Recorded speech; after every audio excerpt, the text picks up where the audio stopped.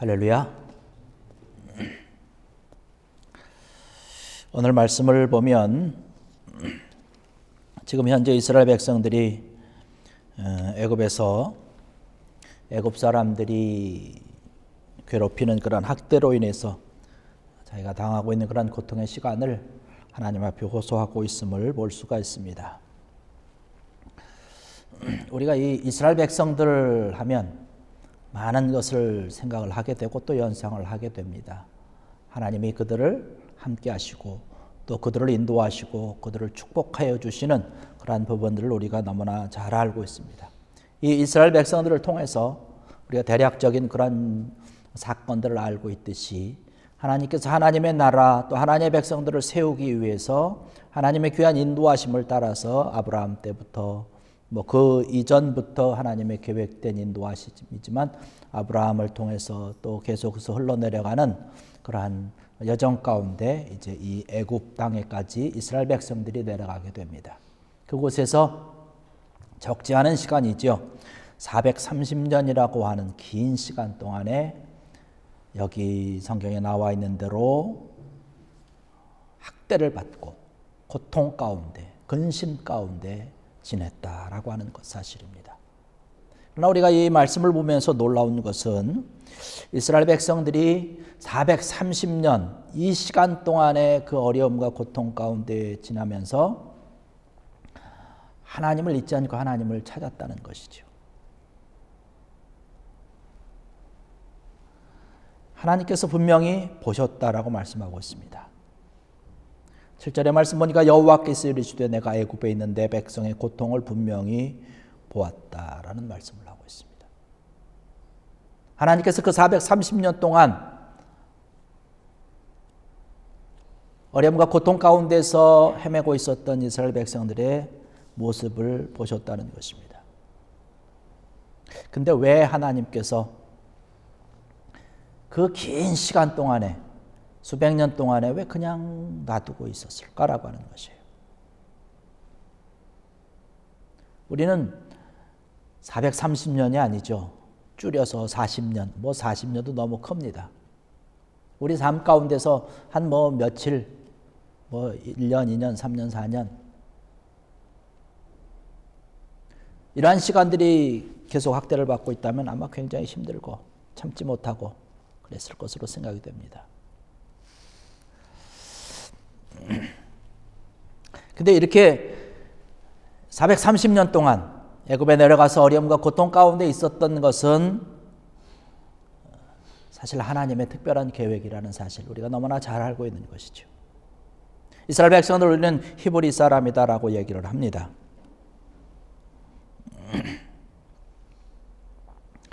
히브리라고 하는 그런 원어의 뜻은 여러 가지가 있습니다. 그 가운데 하나가 하비루라고 하는 곳에서 어원이 파생이 된 것입니다. 하비루라고 하는 이야기는 그때 당시에 사회에서 가장 낮고 가장 작고 가장 천하고 정말로 이러한 자들로 형성된 사회적인 그룹을 일컬어서 하비루라고 하는 이야기를 합니다. 이스라엘 백성들이 지금 애굽에서 하고 있는 그런 모든 일들이 지금 하비루라고 하는 것이에요. 하비루가 되어서 노예의 삶을 사는 것, 지금 그렇게 살고 있다는 것이에요. 근데 이것이 우연이 아니라 하나님께서 지금 계획하심이라고 하는 사실입니다. 요셉이 살아있을 때는 이들이 애굽에 내려가도 대우를 받으며 살았어요. 그러나 요셉 이후에 요셉을 알지 못하는 그런 왕이 들어와서는 이스라엘 백성들을 이제 학대하고 노예로 삼고 어려움을 주는 것이죠.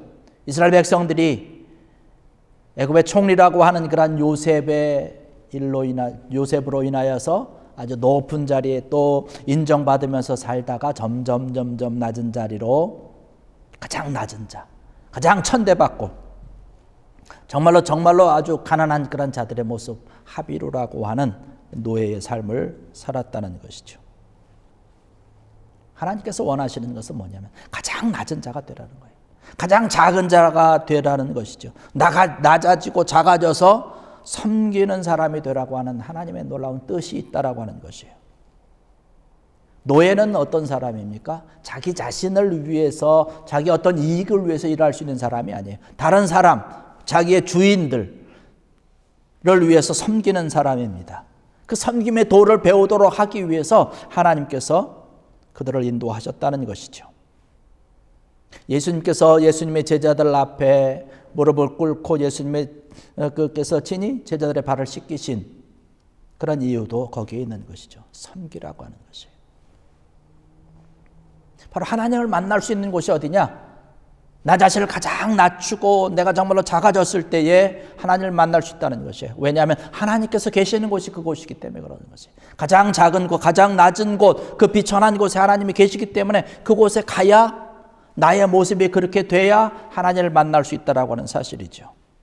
그래서 지금의 이스라엘 백성들은요, 이 430년 동안 애굽이라고 하는 그런 대장간에서 하나님께서 원하시는 가장 낮은 자, 가장 비천한 자, 가장 겸손한 그런 자로 만들어지고 있는 것입니다. 하나님께서 원하는 그런 모습을 지금 이스라엘 백성들을 조각하고 계시는 것이에요. 이스라엘 백성들 자기 자신은요, 지금 무슨 일이 일어나고 있는지 모르는 것이에요. 왜 내가 이렇게 고달픈 노예의 삶을 살아야 되는지 그 영문도 모른 채 지금 고통당하고 있는 것입니다. 그러나 그 일을 하면서 하나님에게 있어서 또 이스라엘 백성들에게 있어서 가장 중요한 일이 지금 진행되고 있다는 사실입니다.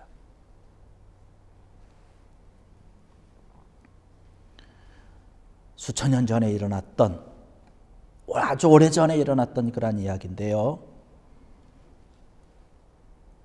이것이 아주 수천 년 전에, 아주 오래전 과거에 일어났던 그런 한 사건으로 끝나지 않는다는 사실입니다. 이것은 현재 우리에게도 일어나고 있는 일이라는 사실입니다. 하나님은요, 그때 방식과 지금 방식을 똑같이 해서 우리를 만들고 계시는 것입니다. 우리의 모든 삶을 살아가면서 우리의 지금 나가는 그런 우리의 모든 형편들을 바라보면서 사실 어떨 때는요, 영문도 모른 채 우리가 당하는 그런 어려운 일들이 있습니다.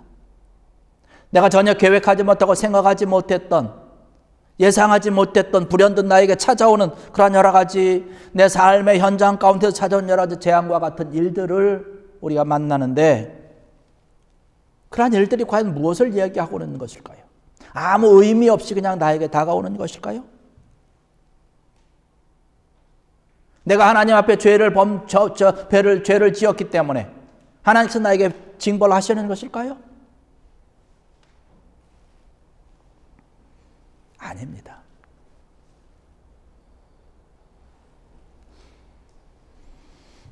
지금 하나님께서 하나님의 그 대장간에서요, 달구는 거예요. 달궜다가 두드리고 담금질하고 그냥 센 불에 우리를 그냥 달궈가지고 또 찬물에 집어넣고 하나님께서 사용하시기 가장 좋은 연장으로 지금 만들고 계시는 그 시기가 우리 살아가는 그 시기라고 하는 것이죠. 죄 때문이 아니라는 것이에요. 예, 물론 간혹 가다가 죄의 결과로 인해서 우리가 받는 그런 징계도 있습니다. 그러나 우리가 죄의 결과로 받는 징계를 할지라도 하나님께서 원하는 그런 목적으로 우리를 만들고 계시는 것은 똑같은 것입니다. 징계라고 하는 것은 우리를 멸망시키기 위한 것이 아니라 우리를 교육시키기 위해서, 다시금 새롭게 하나님께서 원하는 그런 모습으로 세움받도록 하기 위해서 하나님께서 우리에게 주시는 그런 징계이기 때문에 그런 것이죠. 우리가 이 세상을 살아가면서 우리의 모든 삶과 생활 가운데 현재 당하고 있는 그런 여러 가지 고난을 바라보면서 이런 모든 고난들은 사실 하나님께서 우리에게 주시는 사랑의 메시지라고 하는 사실입니다. 근데 내가 단지 하나님께서 보내주신 그 사랑의 메시지가 내 삶 가운데서는 나에게 참 쓰게 느껴진다는 것이죠. 좋은 약은 몸에 쓰지 않습니까? 가장 성숙한 신앙이 어떤 신앙일까요? 그 고난을 감사함으로 받는 것입니다. 나에게 있는 그러한 내가 쓰게 느껴지는 그러한 것들을 감사하면서 잠잠히 받아들이는 거예요. 가장 깊은 그러한 영성에 도달했던 사람들을 우리가 보면 때때로 그들이 아주 정말로 극심한 질병 가운데, 또한 극심한 그 어려움 가운데, 고통 가운데 처해 있는 경우가 종종 있습니다. 바로 그 고통을 감사함으로 받아들이는 그런 삶을 보여주시기 위한 것이죠. 대표적인 예가 사도 바울이 있었습니다. 고칠 수 없었던 그런 질병이죠. 하나님께서 사도 바울이 가지고 있었던 그런 질병 고칠 수 없었을까요? 정확하진 않지만 간질병이라고 이야기를 하고 있습니다. 하나님께서 못 고치실까요? 충분히 고칠 수 있는 것이죠. 그러나 사도 바울은 그때 당시 고칠 수 없는 그런 질병으로 인해서 오히려 감사한 것이죠. 우리가 가끔씩 간증을 듣습니다. 하나님을 위해서 자기의 모든 것을 다 희생하고 저 오지로 아주 험난한 곳으로 선교를 떠난 그분들 중에서 갑자기 본인에게 혹은 사모님에게 혹은 자녀들에게 예기치 못했던 그런 암과 같은 그런 질병으로 실현당하는, 그래서 어두움 가운데 처해 있는 그런 분들의 간증을 듣습니다. 근데 그 간증을 들어보면요, 오히려 하나님 앞에 감사하다라고 하는 이야기를 하고 있습니다. 같은 경우죠. 하나님의 나라라고 하는 것은 가장 큰 고난이 준비된 땅에서 그 고난으로 인하여서 세워져 나가는 것이 바로 하나님의 나라라고 하는 사실입니다. 고난과 구원이라고 하는 사실은 사실 뗄 수가 없는 거예요. 함께 오는 것입니다. 그래서 예수님께서 그 고난의 길을 가셨기 때문에, 그 십자가의 고난과 십자가의 죽음을 감당하셨기 때문에 구원이라고 하는 놀라운 일이 있었던 것이죠. 이스라엘 백성들이 지금 애굽 땅에서 이러한 고난을 당하고 있는 것은 바로 이러한 이유로 인하여서 훈련하고 있는 그런 과정입니다. 고된 훈련, 어려운 훈련들, 이러한 것들은 정말로 강하고 담대한 자로 그러한 결과를 가지고 나타난다는 사실이죠. 이스라엘 백성들이 지금 이렇게 훈련을 받고 하나님께서 등장하시는 것이죠. 여기 말씀 9절과 10절의 말씀 보니까 그렇게 말씀합니다. 이제 가라, 이스라엘 자손의 부르짖음이 내게 달하고 애굽 사람이 그들을 괴롭히는 학대도 내가 보았으니, 10절, 이제 내가 너를 바로에게 보내어 너에게 내 백성 이스라엘 자손을 애굽에서 인도하여 내게 하리라. 이제라고 하는 말씀, 하나님께서 말씀하고 계십니다. 이제 때가 되었으니 모세 내가 애굽으로 가서 내 백성을 데리고 나오라는 것이에요. 여기서 말씀하는 이제라고 하는 것은 어떤 것을 이야기를 하고 있는 것일까요? 이스라엘 백성들을 향해서 하나님께서 원하시는 그러한 나라, 하나님께서 그들을 인도하고자 하는 그런 가나안 땅, 이제 그들이 가나안 땅으로 들어가서 하나님의 나라를 세워도 될 만큼 애굽이라고 하는 대장간에서 그들이 준비됐다는 것이에요. 만들어졌다는 것입니다. 이제는 바로 그때를 얘기하는 것입니다. 10절에서 얘기하는 이제라고 하는 것은 뭘까요? 왜 이제라고 이야기할까요? 여러분, 애굽에서 그 이스라엘 백성들을 데리고 나와서 가나안까지 인도할 아주 큰 그런 임무를 맡은 자 모세인 것을 우리가 너무나 잘 알고 있습니다. 여기서 이야기하고 있는 이제라고 하는 것은 모세가 준비가 됐다는 것이에요. 그러한 지도자의 모든 것을 다 갖추었다라고 얘기를 하는 것입니다. 그래서 이제라고 얘기하는 것이죠. 모세도 이제라고 하는 하나님의 음성을 듣기까지 모세도 만들어져야 되는 것입니다. 먼저 하나님께서 모세를 어디에 보내십니까? 애굽의 왕궁으로 보냅니다. 거기서 왕자의 교육을 받게 하죠. 여러분, 하나님의 일이라고 하는 것은요, 굉장히 소중한 것이에요. 굉장히 귀한 것입니다. 그래서 그 일을 수행하기 위해서 필요한 지성을 쌓도록 하는 것이에요. 하나님께서는 하나님의 일을 해나가면서 우리 인간들의 모습, 우리 삶의 모습, 이러한 것을 다 무시하는 분이 아니십니다. 우리의 모습, 현재 우리가 하고 있는 그러한 현장의 모습들, 되어지는 그러한 일들을 하나님께서도 중요시 여긴다는 것이에요. 그래서 모세를 애굽 왕궁에 보내서 그때 당시에 가장 최고의 교육을 받게 한 것이죠. 그러나 모세에게 필요했던 것은요, 그때 당시에 갖고 있었던 그런 애굽 왕궁에서 벌어지고 있는 그런 교육, 최고의 그 지성만은 아니죠. 그것만 가지고 하나님의 일을 감당할 수는 없는 것입니다. 그에게 필요한 게 뭘까요? 앞서 말씀드렸던 합의로 의식입니다. 가장 낮은 자, 가장 작게 되는 것, 가장 비천한 자라고 하는 것이에요. 그 이유 때문에 모세가 미디안에 던져진 것이에요. 미디안 광야로 가서 40년을 머무르면서 거기서 하비루의 삶을 살아가게 되는 것입니다.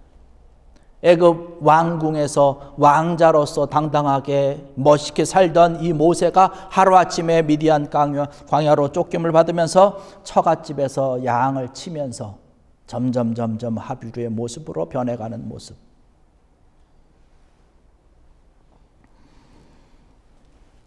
이스라엘 백성이 그랬던 것처럼요, 모세 또한 마찬가지로 자신에게 지금 무슨 일이 일어나는지도 모르고 극과 극의 삶을 지금 살아가고 있는 것이에요. 하나님께서 원하시는 것은 애굽에 있었던 왕자의 모세가 아니라 하비루의 모세를 하나님께서는 더 원하신다는 것이에요. 하나님께서 일하시는 것은 바로 그렇거든요. 하비루를 통해서 일을 하시기 때문에 그런 것입니다. 예수님께서 이 세상에 오셔서 주의 일을 감당을 하면서 가장 낙후됐던 그런 갈릴리 지역에서 제자들을 선택했습니다. 어부들을 선택을 했습니다. 가장 비천한 사람들. 그러한 어부들을 선택한 것은 결코 우연이 아니라는 것이에요.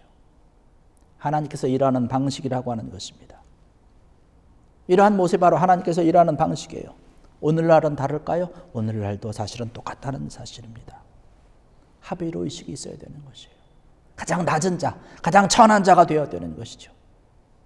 가장 겸손한 자가 되어야 되는 것입니다. 오늘을 살아가면서 우리가 하나님의 자녀로서 하나님의 일을 감당하기 위해서 그럼 우리가 합의로가 되어야 된다는 얘기인데, 가장 낮고 가장 겸손한 자로, 가장 비천한 자로 우리가 살아가야 된다는 것인데, 오늘날 같은 그런 시대에서는 그것이 가능하지 않지 않습니까? 어떤 신분제도라든가 이러한 것이 없는 그런 시대에 우리가 살아가고 있지 않습니까? 사실 우리에게 지금 필요로 하는 것은요, 내면적인 합의로 의식이라는 것이에요. 내 중심에서 내가 하나님의 나라와 하나님의 귀한 영광을 위해서 합의로 의식, 가장 작은 것, 가장 낮은 자, 가장 겸손한 자가 돼야 바로 하나님 앞에 온전히 쓰일 수 있는 사람이 되는 것이죠. 하나님의 사람이 되었다는 것은요, 영적인 합의로가 되었다는 사실입니다. 내가 영적인 합의로가 되었을 때에 하나님께서 우리에게 들려주시는 말씀이 뭐냐면 이제라고 하는 말씀입니다. 이제 내가 되었다. 이제는 네가 가야 되겠다는 것이에요. 이제라는 음성을 우리가 들어야 되는 것이죠. 이제라고 하는 음성을 들을 수 있는 사람은 누구냐? 준비된 사람이 들을 수 있는 것입니다. 미디안 광야에서 40년 동안, 또 애굽의 궁정에서 준비되었던, 미디안 광야에서 준비되었던 이러한 모든 것이 다 준비되었을 때 모세는 이제라고 하는 음성을 들은 것이에요. 모세를 통해서 하나님께서 이스라엘 백성들이 이제 준비되었다라고 하는 음성을 들려주신 것을 바라볼 수 있습니다. 오늘의 절에 참여하신 사랑하는 성도 여러분들, 오늘 우리에게 들려주는 이 귀한 말씀을 통해서 정말로 하나님 앞에서 합의로의 마음을 갖추기 위해서 주님 앞에 기도하고 간구하는, 결단할 수 있는 귀한 여러분들 되시기를 주의 이름으로 간절히 축원합니다. 심령이 가난한 자들, 우리 속에서, 내 중심에서 합의로 하나님 앞에 설 때에 하나님께서는 여러분들을 통해서, 그러한 여러분들을 통해서 하나님의 나라를 세워나가시고 하나님의 나라가 커지고 부흥과 놀라운 축복의 역사가 차고 넘칠 줄 믿습니다. 하나님께서는 지금도 저와 여러분들을 만들어가고 계신다는 사실입니다. 우리는 때로는 알지 못해요. 때로는 이해하지 못해요. 그것이 나에게 때로는 쓰게 다가오지만, 그것이 나에게 고난의 것들로 다가오지만, 하나님이 지금도 역시 마찬가지로 계속해서 끊임없이 만들고 계신다는 사실, 여러분의 믿음으로 인정하는 여러분들 되길 바랍니다. 이러한 하나님을 의지하시고 이러한 하나님과 함께 믿음의 모든 여정 가운데서 또 우리의 모든 삶의 현장 가운데서 늘 승리하는 귀한 여러분들 되시기를 주의 이름으로 간절히 축원합니다. 기도하시겠습니다.